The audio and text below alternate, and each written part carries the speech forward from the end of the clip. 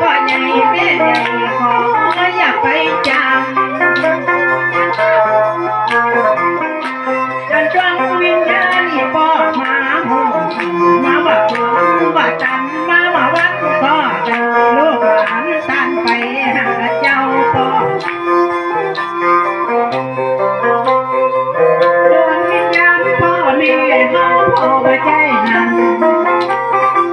ว่าใจแสงตาวันว่าใจแสงหิ่งหอยวันว่าดวงวิญญาณเป็นดวงน้อยน้อยมันแสงหิ่งหอยลอยไปลอยมาขจรเพื่อนหักว่าเจ้าดวงจำปาวันนี้ข้ามาดีใจว่าอันข้าบ่นึกข้าบ่ฝันอย่างนั้นนาแต่เอาเนี่ยคนกำนี่เจ้าตั้งหลายอันว่าไหนตึงโง่หลอนมีเยอะอยู่ตามในจดหมายเขาเขียนใบใหญ่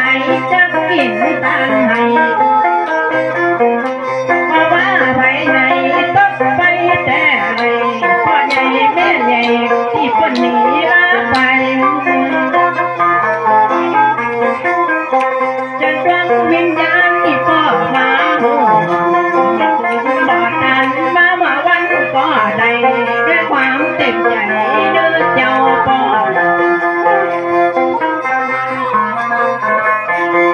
ลานะพ่อแม่ที่ขาดใจใจโยสวรรค์จังใดท่านละกลับมาบ้านเป็นเลี้ยงปากเจ้าระวังเจ้าซอยดอกปานใส่กูสร้างน้ำมารับจะเอาไปขอให้ท่านละมารับเอาเข้าน้ำมากำกินเป็นความจริงลูกหลานตาไทยบ่ดีเสียใจน้อนายนะ